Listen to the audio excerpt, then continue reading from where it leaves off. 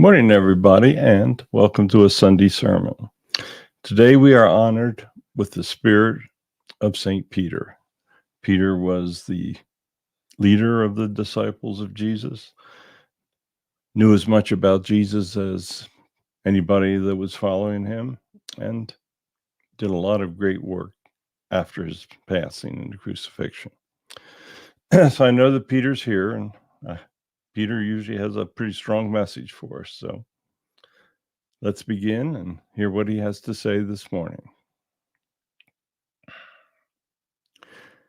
Hello, everyone. Yes, I do like to speak to the people. I'm very happy when Barry gives me the opportunity because we don't get many opportunities for live interaction when we're on the other side. We try to influence you. We hear your prayers. We try to answer your prayers as best we can.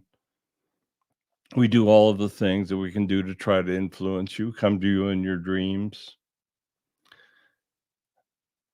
One of the most important things that God does is he sends back his messengers to speak to you.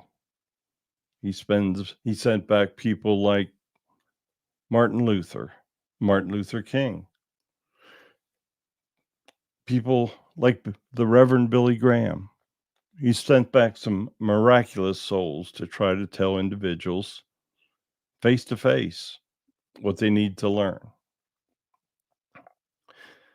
Sadly, it appears as though humans, I guess the kindest way to refer to them would be as slow learners.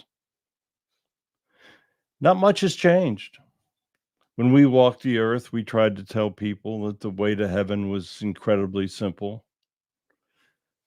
For thousands of years, God sends people back and they try to tell people that the pathway to heaven is incredibly simple. You just simply have to live a good life. Don't do anything you don't want done to you, and things will go well when you return to heaven. Today, we're doing the same thing. We've sent individuals back to speak the words that God once spoken. You're hearing my words right now. This could have never happened 30 years ago because the technologies did not exist. So God's very technical. He tries to take advantage of every way that he can to reach people. In spite of all of the technical methodology that's available today, the ability to reach people, if you mention the word God, they slam the door. They'll turn off the show. They'll go watch another show where somebody tells you how to make a hamburger. And hundreds of thousands of people will flock to that site because they think they're going to burn their hamburgers. Well, have you ever thought about what happens if you burn your souls? If you don't follow the instructions, then you're going to lead a bad life. If you lead a bad life, you will go to heaven. But once you get there, you're going to be judged for all the things that you did wrong. And you have no excuses. You have the information available to you. If you make the decision not to listen to the information, not to follow the information, then you, my friends, are on your own. We can only do so much for you. We can pity you. We can watch what you do. We can try to give you messages to change. We can tell you when you're off your path. There are many things that we do. But if you got that blockhead made up, you're not going to change your mind. There's very, very little effect that we will have upon you. Especially worrisome are the ones that go out that we bless and allow them to make great amounts of money. They stick it in their pocket and don't do anything to help those that need help. There are so many people in the world that are hurting right now. There are so many people that cannot raise their families. Educating them is not even an issue. That's out of their minds. If you can't feed your family, you're certainly not going to send them to one of your overpriced colleges or institutions of higher learning. And when they get there, they're going to run into these professors that think they're so smart that they teach the kids God doesn't exist. Many families, when their new college student returns, is utterly amazed at the words that come out of their mouth. They speak as if their parents never tried to raise them right. They talk as if the professors know everything. Well, they don't. Some of your professors are the most stupid people you'll ever run into. Can you imagine somebody that calls himself educated that can't understand the miracles that are all around them? That professor looks in a mirror every morning. He looks at it and he says, "Oh man, I'm looking at one of the smartest people that ever walked the earth." In reality, he's looking at a fool because he doesn't recognize that he is a miracle. His parents took two cells and joined them together and allowed this fool to stand in front of this mirror saying he's the brightest person in the world when he doesn't understand what he's looking at. It's amazing, isn't it? Seems like some people, the more they think they know, the less they really know. Sadly, that's not the exception. That is the rule. Why is it that an individual can look around them and not see the miracle of God everywhere he looks? That newborn baby. Humans can't go out and make a newborn baby unless they do it the natural way, the way that God wants you to do it. You're not going to take two test tubes and pour the contents together, and here comes this child. I know you're working on artificial intelligence, and that can be a great thing for you and allow you to advance, or it can be a very dangerous thing. Humans have the real sense of common sense. No matter how smart you think that computer is, you better leave the ability to control it.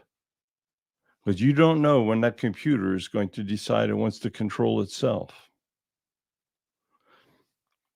There's countries that are now trying to automate the delivery of weapons of mass destruction. Think of the risks there. What happens if that computer decides it wants to drop the bomb and refuses to hear the command that says, "Don't drop it at any price"? The world will be then consumed because a computer made up its mind to disagree with a human. Humans only use a very small part of their brains. I'm sure you're aware of that. God gave you more capacity that he hoped you would be able to evolve and use. It's not a mistake. As God makes more information available, he knew the humans had to have the mental capacity to absorb the information that was coming to them. Just because he gave you the capacity does not mean that you will. Once again, it's been several thousand years since I walked the earth. The Romans, you look down on them if you don't know much, as a society that was very backwards. Well, they built roads that still exist. Over here, we hear many of you complain about the roads that you drive on today with potholes. I don't think the Romans had potholes, so I wouldn't look down my nose upon them too much. They were actually quite advanced for their times. But they had this huge flaw, you see. They worshiped idols. They worshiped idols, and when their emperors became very important, they proclaimed themselves God. That's not a good idea. You see, there is only one God, and you may fool yourself into thinking that just because you have power, you are God, but you will never, ever be God. If you continue to think of yourself as God, you will be further away from being God when you return, because they're going to put you in a lower level. And from that lower level, you're going to have to live multiple lifetimes to emerge back to where you were. So you see, being God's a very bad idea. Trust me. I watch all of this take place from my place in heaven. God still has a great trust in me, even though I'm in spirit form or soul energy form, however you want to refer to it. He still trusts me to do many things. He knows that in life I served him as best I could. And that's all he expects of you. Serve him as best you can. Many people don't have much to give but themselves. They can help others personally. They do the best they can. There are people that don't have much money, but they volunteer. They volunteer at homeless shelters. They do all they can to help others. They're doing the best they can.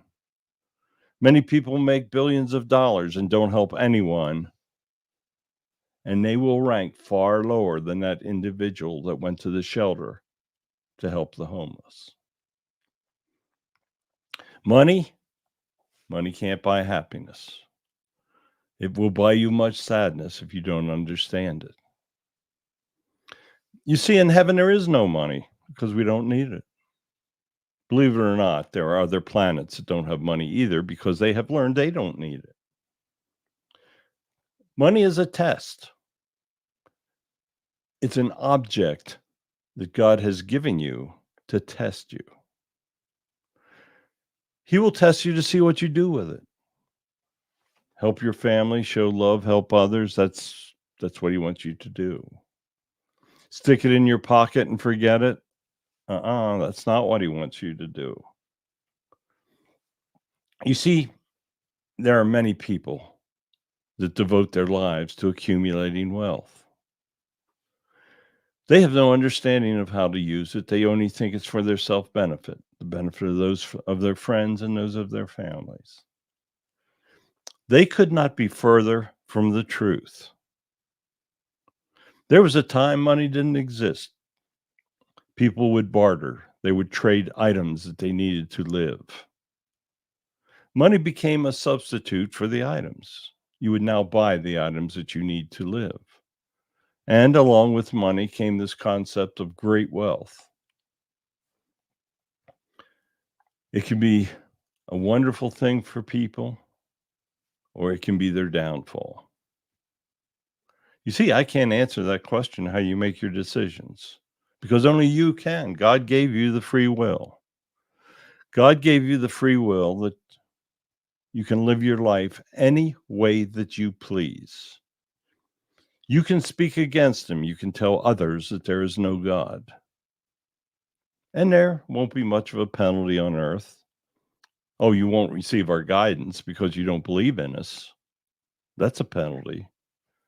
You're on your own and you got to make your own decisions. And obviously, you've already screwed up if you don't believe in God, but have at it. Do what you want.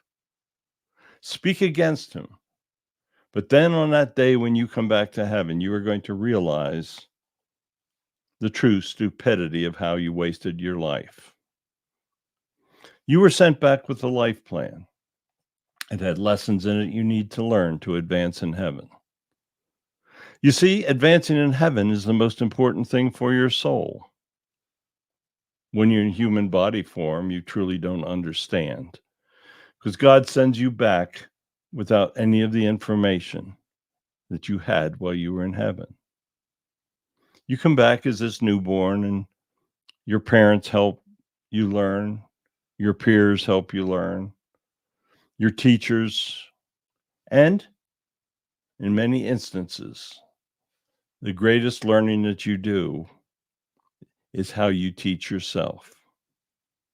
In life, you have experiences, many good, many bad. It's the way it's supposed to be. You're sent back to realize many different emotions. We want you to know true love, and you will know true grief. You see, God laid out this system, the system where your parents are older than you are, and most generally your grandparents and parents will pass before you. God wants you to see death. He wants you to understand it. And he wants you to know that that death that you're observing, what you think is the end, is so far from the end that you will be amazed. That death that you're watching is the beginning of a new life for your parents, for your grandparents, for any of those that you see pass. Death is the beginning. Death is not the end. You can make it the end through your stupid decisions. You can make it the end of living your really joyous life in heaven. You can make it, you make your decisions. And then when you go back, your guides will tell you, sorry, Charlie, you got to go to a lower level. And then you're going to remember what you did in that upper level when you were on it. And you're going to say, oh my goodness, did I ever mess up my human life? So many people are doing it. You see, you don't have to worry about heaven running out of space. It's infinite. Yes, there's billions and billions of people on earth, but God has room. He has infinite room. You see, your soul energy does not take up a lot of space. God knows exactly what is best for you. He knows how he wants you to live your life. And he tells the angels, those that served him, he sends people back to deliver the message of simplicity. And yet there's so much ignorance. So many people ignore the messages. Tell me what I can do to reach more people. Pray to me and tell me. I'll pass the word on to Barry. He's dying to hear it. Oops, should not have used that word quite yet. He would love to hear the words, the advice. There's nothing he wants more than for you to share these messages. He brings them. It's a lot of work. He does what God wants him to do, and he will continue to do it. But you have to do your share. If you're listening to your politicians today, they're saying everyone has to pay their fair share except them. Did you catch that part of it? They're some of the richest people. You got billionaires standing up there raving about how bad billionaires are for people. What you need is the honest working person that devotes his time to making a living to support his family, takes his family to church on Sundays, does all of the things that will prepare his family for life.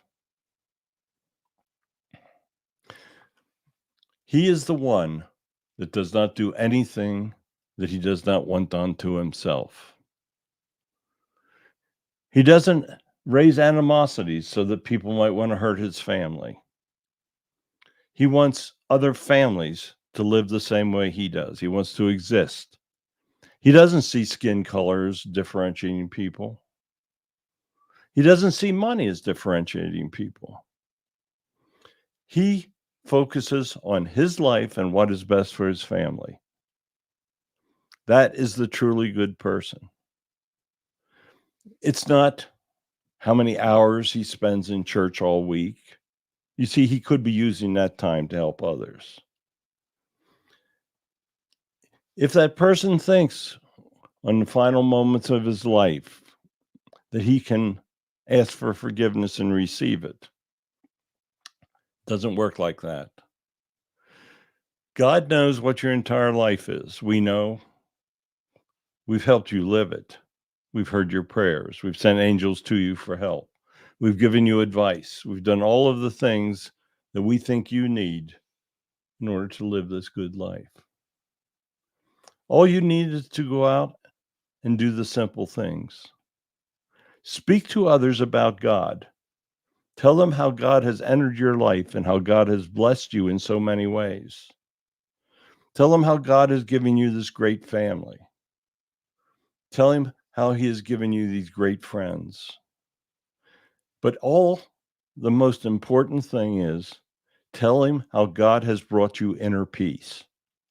Because that's what believing in God does. A foundation of belief in God will give you an inner peace, an inner happiness that cannot be found any other way. You may think great wealth brings you that great happiness, but you will find it does not. Use that wealth to help others, and you will be happier than you can imagine because you will know other people are speaking your name. Your name will be remembered. There are many billionaires whose names will be forgotten before the soil they put on the grave grows grass. Think about that. Thank you so much. I thoroughly enjoy speaking. Barry knows that's just why he asks. I will be back again. I'll keep putting it in his ear that I have more to say. So goodbye. I know that Jesus is blessing each and every one of you that takes time to listen, and especially blesses all that pass on his words and tell others of the realities. Thank you so much, and goodbye. Well, he didn't let me down again. One thing about Peter, you want to put your seatbelt on when he starts. But he is a true servant of God. And if you follow his words, you're following great advice. Thank you for listening, everybody. Please subscribe to our channels, tell others, leave comments, do all of the things that let us know that at least somebody's listening. Goodbye. We'll be back again next week. God bless all of you.